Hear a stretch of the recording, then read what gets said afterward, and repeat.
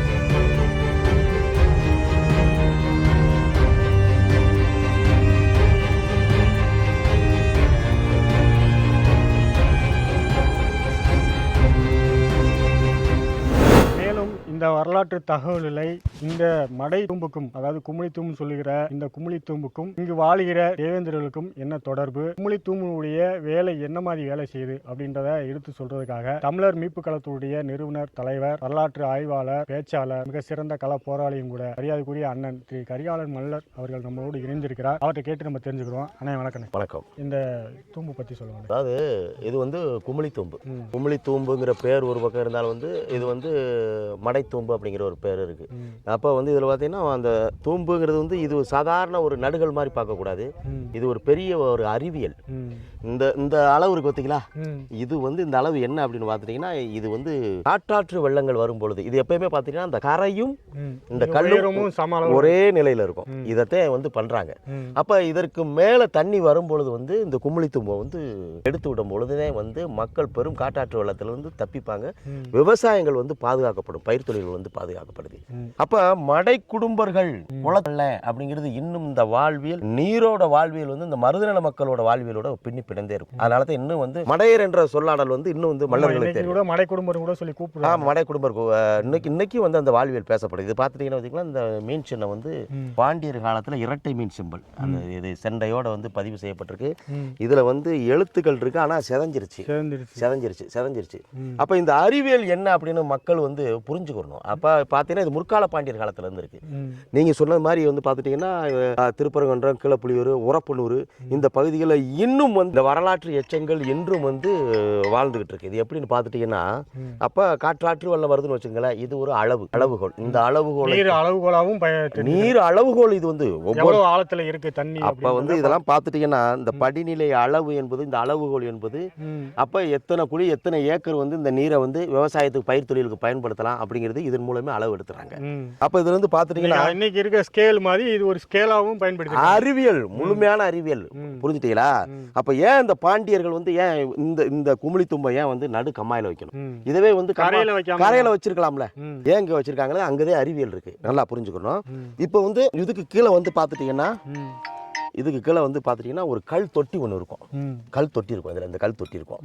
இந்த கல் தொட்டி இந்த குழிக்கு நேரா பாத்தீங்கன்னா ஒரு கல் தொட்டி, நடுவுல வந்து ஒரு அதாவது வி சைஸ் கூம்பு வடிவில் ஒரு ஓட்டை இருக்கும். அந்த ஓட்டை இருக்கும். இந்த பகுதி அந்த கல் தொட்டி வந்து அந்த கூம்பு வடிவு அந்த ரவுண்டு ஷேப் இருக்கு பார்த்தீங்களா, அதுல வந்து அந்த கல் வந்து அப்படியே அடைச்சி வச்சிருக்கும். அதுல வந்து பாத்துட்டீங்கன்னா இதோட வந்து அதே அறிவியல். அப்ப அந்த தொட்டிக்கு நடுவே இருக்கிற அந்த ஓட்டைகள் வந்து கல் வந்து அடைக்கப்பட்டிருக்கு. அதையும் திறக்கிறது. அப்ப அந்த கல் தொட்டி வந்து வெற்றிடமா இருக்கு.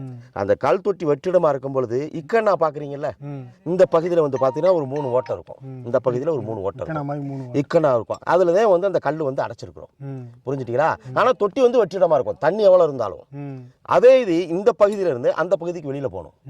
அப்ப அங்க ஒரு இக்கண்ணா ஒன்று இருக்கும். இங்க இருந்து வெளியில போறது கரையை கடந்து போறதுக்கு. அப்ப அங்க ஒரு இக்கண்ணா ஒன்று இருக்கும். அப்போ என்ன செய்யும் பொழுது ஒரு காட்டாற்று வெள்ளமோ இல்லை அவசர காலத்திற்கு வந்து காட்டாற்று வெள்ளம் வரும்பொழுது தண்ணி திறந்து விடணும். அதாவது பார்த்துட்டிங்கன்னா இந்த அளவுகோல் இருக்குது பார்த்துட்டீங்களா, இதற்கு கீழே வந்து ஒரு தொட்டி, கல் தொட்டி. இதை பார்த்துக்குங்க, இதுவும் கல் தொட்டின்னு வச்சுக்கிருவோமே. இந்த கல் தொட்டி வந்து பார்த்துட்டிங்கன்னா நடுவில் ஒரு ஓட்டை இருக்கும்.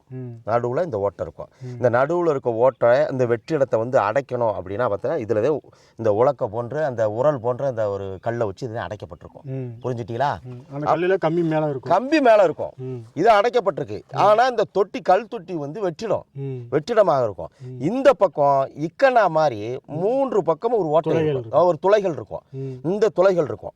அப்ப இந்த துளைகள் இருக்கும் பொழுது இப்ப இங்க இருக்கிற இந்த உலக்க இந்த கல்லை வந்து தூக்குனாத்த இந்த இக்கண்ணா இருக்கு பார்த்தீங்களா, இந்த வழியா தண்ணி வந்து உள்ள வந்து இங்க ஒரு சுழற்சி ஏற்படும். இந்த இடத்துல இது ஒரு வெற்றிடம், ரவுண்டு ஒரு ஓட்டை சைஸ் இருக்கும். புரிஞ்சுட்டீங்களா? தண்ணியை வெளியே கடத்தணும்.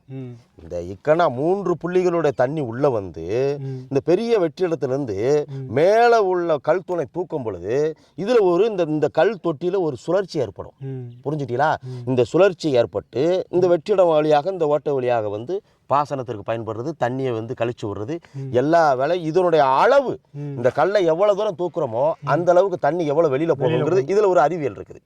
அதுதான் வந்து குமிழி தூம்போட வந்து ஒரு அறிவியல் களம், மடை தூம்புக்கான அறிவியல் களம் இங்கேதான் இருக்குது. இந்த 3 ஓட்டைகள் இருக்கு பார்த்தீங்களா, 3 ஓட்டைகள் இருக்கு பார்த்தீங்களா. அப்ப ஏரி, குளம், குட்டை இந்த பகுதியில் உள்ள நடுவுல வந்து எதற்காக இந்த தூண்கள், குமிழி தூண்கள் வைக்கப்பட்டிருக்கு அப்படின்னா, இந்த இக்கனா போன்று இருக்கிற இந்த 3 ஓட்டைகள்ல வந்து கரம்ப, களிமண், தண்ணீர் மூன்றும் வந்து கலந்து இந்த தொட்டியிலோட சுழற்சியில வந்து அப்படியே அந்த ஒரு சுழல் மண்டலம் இந்த 3 ஓட்டைகள்லையும் வந்து களிமண், வண்டல் மண், தண்ணீர், இது மூன்றும் இந்த குமிழியை வந்து இந்த கம்பியால் இதை தூக்கும் பொழுது அப்ப சுழலும். ஆமா, ஒரு ஏர் உருவாகுது. அளவுகோல் என்பது இந்த இடத்தில் இந்த தூக்கக்கூடிய கல்லுல தான் இருக்கு. புரிஞ்சுட்டீங்களா? அப்ப இதை தூக்கும் பொழுது வெற்றிடம் வந்து கடுமையா வந்து ஒரு சுழற்சி எனக்குள்ள உருவாகுது. இந்த தண்ணீர் உள்ள வரும்பொழுது அது 3 விதமா வருது. வண்டல் மண் வருது, களிமண் வருது, தண்ணீர் வருது.